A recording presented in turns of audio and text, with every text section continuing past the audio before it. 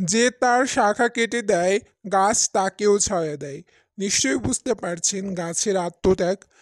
যারা গাছ বাঁচিয়ে রাখতে কোনো চেষ্টাই করছে না তারা জানে না গাছ না থাকলে মানুষের জীবন সামলে রাখা কতটা কষ্টকর। আমরা সকলেই পরীক্ষার সময় লেখার জন্য গাছের কত গুরুত্ব মুখস্থ করেছি, তাই না? কিন্তু একবার নিজেকে প্রশ্ন করেন যে আপনি জীবনে সেই গাছের গুরুত্ব বুঝতে পেরে গাছ লাগিয়েছেন?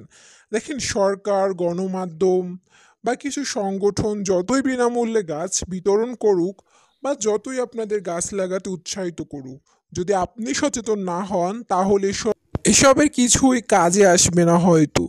যেখানে বন্যা, জীববৈচিত্র্য রক্ষা থেকে বাঁচার জন্য গাছ থাকা প্রয়োজন 25 ভাগ, সেখানে আমাদের দেশে আছে 15.58%। ক্রমেই যেন এই পরিমাণ কমছে।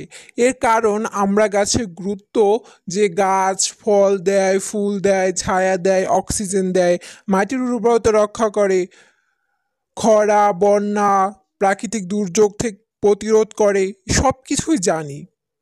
কিন্তু এর জন্য যে আমাদের গাছ লাগাতে হবে এটাই বুঝতে পারি না।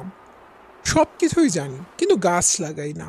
এটা তো আমাদের দায়িত্ব গাছ লাগানো, এই দেশকে সুন্দর রাখা, দেশের নিজেদের সকলকে বিভিন্ন প্রাকৃতিক দুর্যোগ থেকে রক্ষা করতে আমাদের গাছ লাগাতে হবে।